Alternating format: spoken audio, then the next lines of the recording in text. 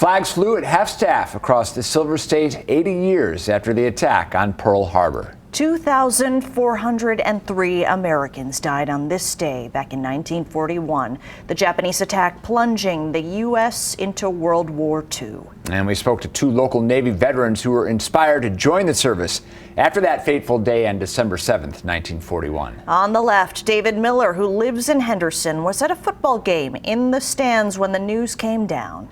And on the right, Boulder City resident Isabelle Delnagro, who just turned 100 years old. She was home when the news of Pearl Harbor hit. Both veterans say it's a day they will never forget and change their lives forever.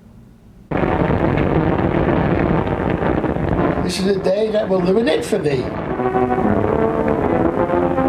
Everybody was shocked to hear that.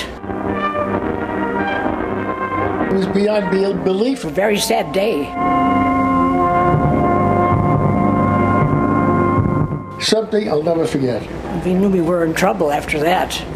It was something that was like almost out of this world, really. So we just turned the radios on and listened to all the news stories coming on, and it was very traumatic. Well, all of a sudden I got patriotic.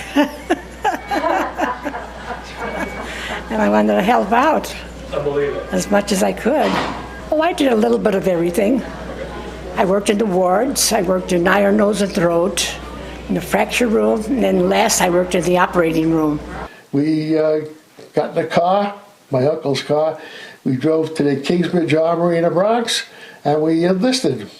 Called us up, and we sworn in. And I think it's important that the young people know what our generation went through. The sacrifices that were made by those guys. There were a lot of deaths, a lot of them. Governor Sisolak tweeting, Nevadans will never forget the tragic events of that fateful day and honor the brave men and women who made the ultimate sacrifice in defense of our nation.